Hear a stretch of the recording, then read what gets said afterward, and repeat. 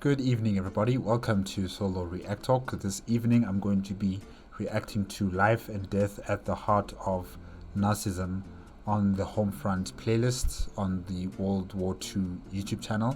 If you guys want to check out my previous reactions to the other videos on the Homefront playlist, remember the playlist card for my reactions is going to be at the top right here.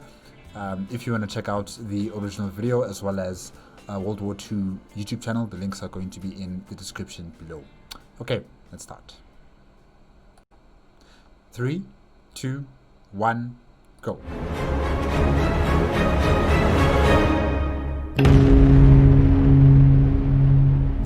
We're starting with the introduction theme song now.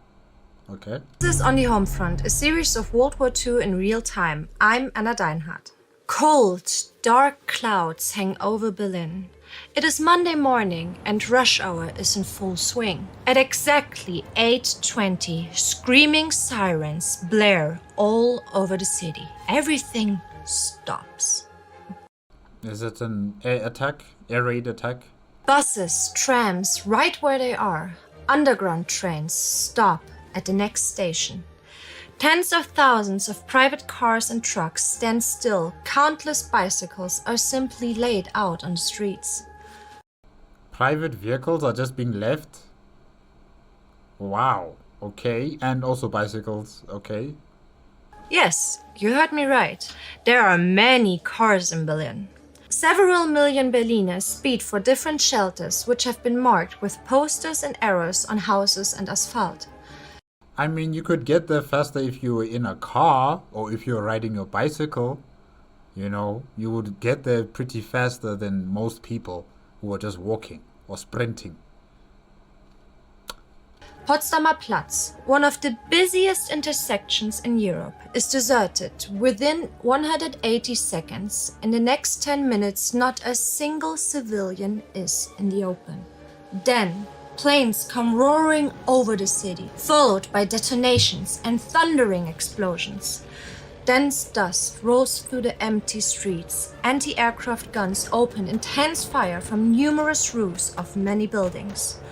People run around screaming, covered in blood, collapsing in the middle of empty lanes.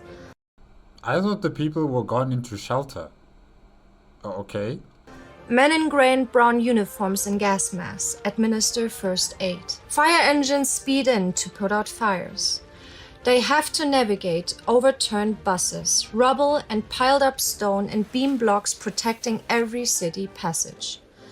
The attackers approach their main target, the government quarter around Wilhelmstraße and huge industrial complexes in the northwest, especially Siemensstadt.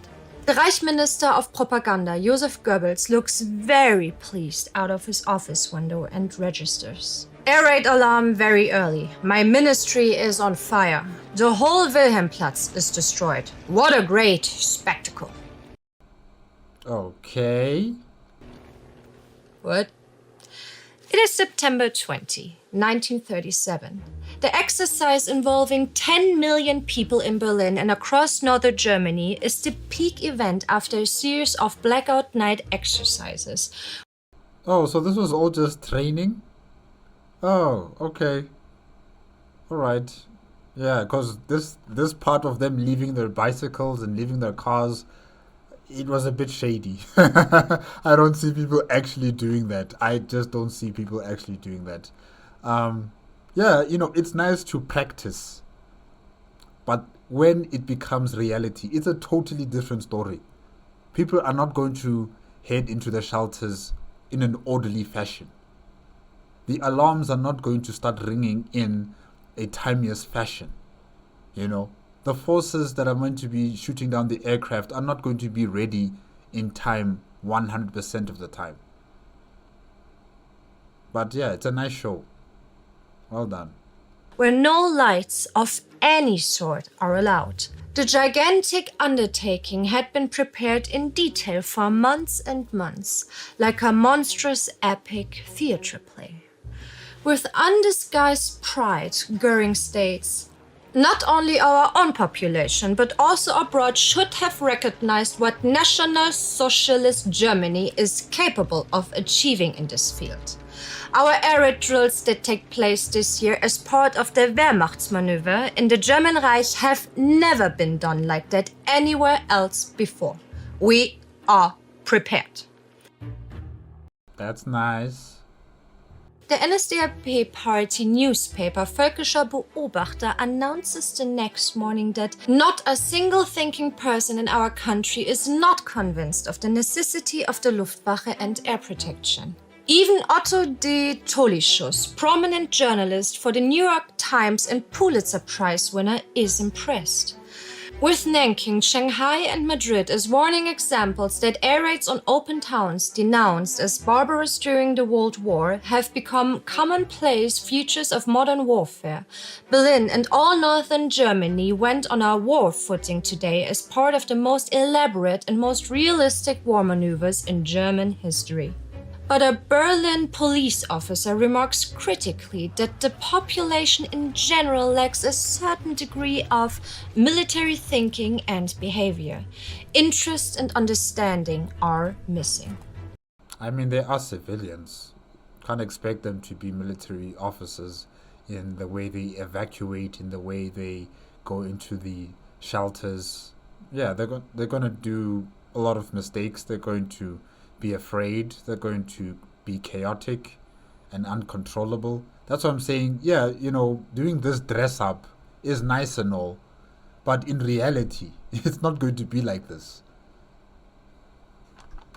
The inhabitants of the capital don't take the exercises particularly serious. But when the bombs really come, that won't be the main problem. The lack of air raid shelters will be. Joseph Goebbels is concentrated on air protection. For him, it is clear that sooner or later the Führer will go to war. 2 years later, September the 1st, at 3:30 in the morning, CBS Berlin gets the news that then spreads like wildfire. A German Stuka drops the first bomb of the Second World War. Every Berliner who has a phone is on it, while 1.5 million men of the Wehrmacht begin to cross the Polish border. But what will happen now to Berlin? The city that sings and laughs, dances and gambles. Once a metropolis of art and theatre, stronghold of fashion and avant-garde, the cultural world capital. A city where just a few years ago the new type of woman emerged. Extravagant and glamorous, but at the same time critical, satirical, and politically engaged. Really? Wow, okay, Berlin was different compared to the rest of Germany then. I think, yeah. Wow, okay. Berlin. A woman that questioned the old expectations on herself and found a very new place in society. A time of bohemians and coffee houses in a Berlin that listened to the sound of jazz and now marches to the rhythm of war drums. How does she feel now? When the outbreak of war comes as the climax of the Nazi end to her emancipation, after she can no longer go down previously untrodden paths in a decade of the new objectivity. Does she miss that time, or does she just remember that the winds of freedom and emancipation of the 1920s also brought with them sins and debauchery? How the city became a cesspool of sexual deviants, work-shy beggars, criminals, and other antisocial elements? Okay. If she does, it's a bullshit memory. Well, that's what many people thought. But it's a wild exaggeration of everyday life in Berlin in the 1920s. The vast majority, and I mean almost everyone, are average people just getting on with life. The image of Berlin as a den of sin and debauchery is, however, propagated in media worldwide. And if you walked the city at the time, this would be confirmed. You'd see these sexual deviants everywhere. Well, that's just confirmation bias.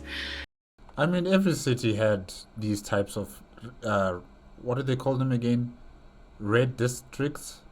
Like where you have stripper clubs and entertainment brothels and all that type of stuff. Every major city had these type of things, not just Berlin. Yeah, clearly people were exaggerating about the city. It's just another normal city. It has its good, it has its bad, it has its ugly, like any other city. You'd see one and your mind would conclude that there were many, many, many more as you had been given to think from the press. But didn't the financial crisis force all of Berlin into unemployment and extreme poverty? Yes, unemployment skyrocketed and peaked at 632,000, a third of Berlin's population. The people dependent on the city's welfare system rose from 72 out of 1,000 people to 138 from 1930 to the end of 32. But by the time that the Nazis seized power in March 1933, these numbers were already in decline. And what about the political violence? Wasn't Berlin the capital of Marxist agitators and troublemakers, driving Germany towards another socialist revolution and Soviet rule? Violent streets fighting communists being fought back by the Nazis? Another misconception. Sure, there was a vibrant German far-left movement, especially in Berlin, but any real prospect of revolution had died by 1923, when also the Soviet Union reduced its previously generous support for communist movements. The violence was coming from the Nazi SA, systematically attacking any political opponents on the left. But the perceived problems is why people supported the Nazis, right? Well, not in Berlin.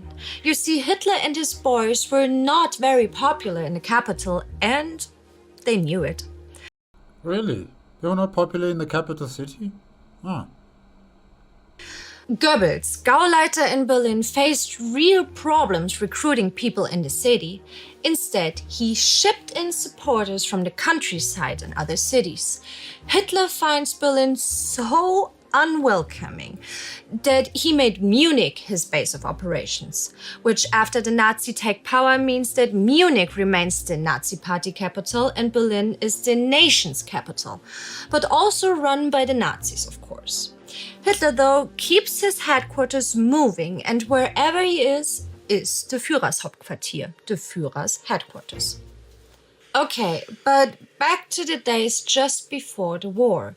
By then, things have changed. The Nazis have gained more support in Berlin. In 1938 and 39, Hitler is spending most of his time in Berlin. The sexual deviants are gone. The homeless are gone. No more prostitution, no more political violence, and unemployment is pretty much a thing of a distant past. And people are not going to question how, how all of this happened. Because it doesn't just miraculously vanish. It doesn't work like that. It doesn't work like that. But if you are so desperate for some sort of utopian society, I guess you will just imagine, things just getting out of the way and voila, you live in paradise. Out of sight, out of mind. What's really going on? The new, cleaned-up city, decked in the vibrant colors of red flags with shining white circles and black swastikas, looks like a Nazi success. And Berliners go beyond just looking the other way, and the vast majority get behind the Nazi cause. Because the Nazis cleaned up the city, right? They sure did. They put all the non-desirables in concentration camps. The people of Berlin get another version fed to them, though. It's the success of the Göring Plan to get everyone in Germany into gainful employment that begins in 1934. I'm assuming this employment is also involving the concentration camps. Yeah. Imagine the people who have political ideas that are opposing Nazism, the Jewish population of the city are also being taken away. People with genetic abnormalities are also being taken away. That's a lot of people. That's a lot of people gone. And now the unemployed people, I don't know where they're taking them exactly, but I'm assuming it's also another form of concentration camp. Except, it turns out that people don't want to be shipped to the countryside into hard labor for almost no pay. Only a mere quarter of the recruitment goals are met. But when people don't sign up voluntarily, the Nazis simply arrest them. Under dubious charges, telling them, no, we saw you going to a socialist rally or a communist rally in so and so at whatever time period. That's why we were coming here to arrest you. Yeah, they'll make up some crazy charges just to arrest you, take you away to those farms to go and work there, not being paid. Essentially, you're just in another concentration camp. And a concentration camp for the unemployed. Oh. Literally tens of thousands of ordinary unemployed people and anyone the Nazi deem antisocial, but not antisocial enough for a concentration camp, are put in forced labor camps. The political violence is also not gone. The Nazis have just stopped attacking political opponents in the streets and moved that violence into the concentration camps. Street violence is now limited to the occasional attack of Nazi gangs on defenseless Jews, a small number of people who are not part of the concept of us anymore. So it gets little attention. Prostitution and nightclubs are most certainly not gone.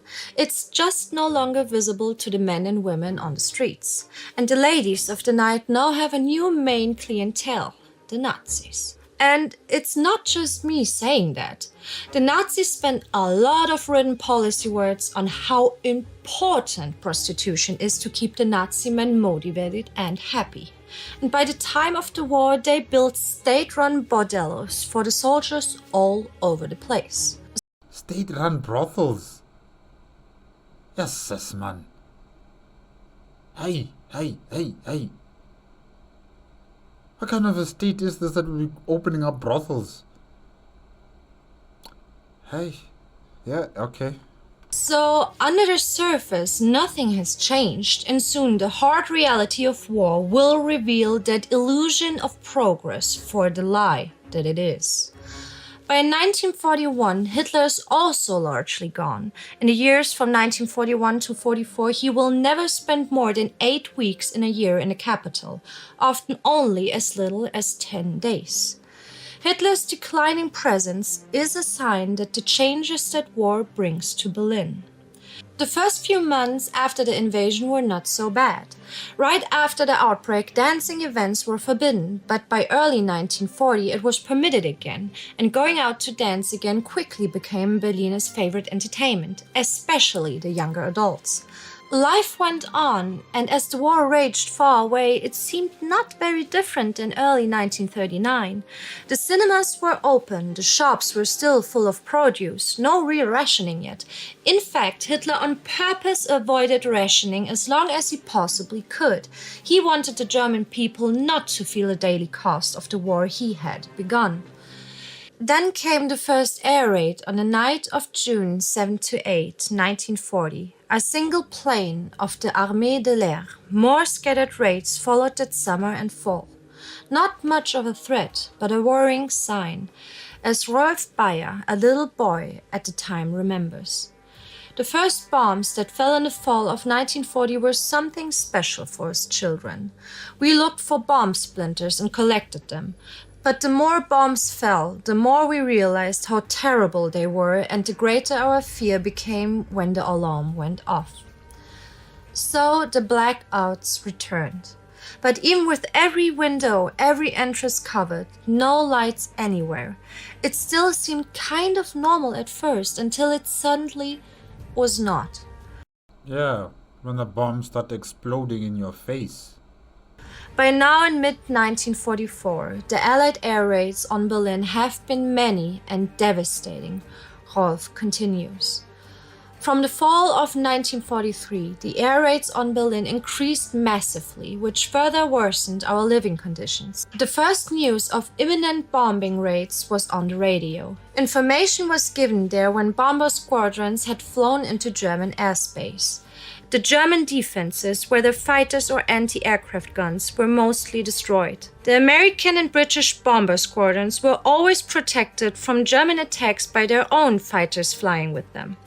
Since protection was now rarely needed, the fighters joined in the destruction and hunted people on fields and streets at low altitude during the daytime. Since alerting the population didn't always work, we always went to bed with our clothes on. When bombers were on the move, then we could quickly grab our suitcase and bag and run down to the basement. Sometimes women ripped laundry from the washing lines, grabbed the incendiary bombs and threw them out of the attic window onto the streets. They exploded below, but could no longer cause any damage on the stone pavement. Since there were white spots everywhere afterwards, it was clear that it had been the dangerous phosphorus incendiary bombs. In Berlin, everyone, whether adult or child, had put on a gas mask during the alarm. By now, tens and tens of thousands of Berliners have fallen as soldiers or remain missing. Tens of thousands of Berliners opposed to Nazism or undesirable are languishing or have died in the Nazi concentration camps. Some 50,000 Jewish Berliners have fallen victim to the Nazi racial mania in the murder factories in occupied Poland. 1.5 million people, anyone not performing war-essential work, have left the city. About 25,000 civilians, mostly women, children, the elderly, Allied POWs, and slave laborers from occupied territory have died in the bombings. But not even that has broken Berlin's support for the Nazi war. Like everywhere else that is bombed, it has hardened the will to go on, to fight back even when it's for a terrible cause like Nazism, because it has become about each and everyone's own survival. Yeah, the people don't know any better. They don't know the truth about their government. They've been given so much propaganda. They believe in this fallacy, in this dream world, in this la la land. Even when it is blowing up in their faces, they still cannot see that it is their government that has brought this upon their people. It is their government that is committing atrocious actions against other human beings. And, many of them just didn't know. Many of them knew, but out of sight, out of mind. All in the pursuit of having the perfect society.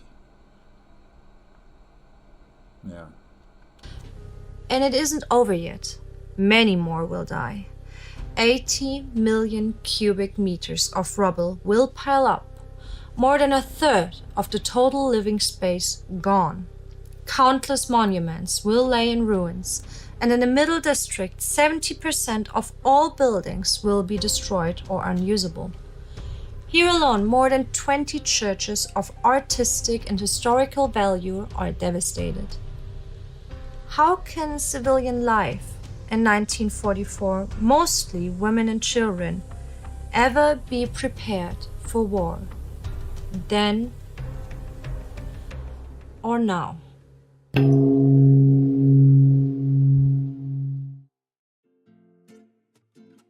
Okay, guys, that is it with Life and Death of...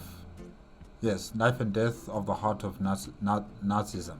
Yeah, on the Homefront playlist on the World War II YouTube channel. No one can truly be prepared for war.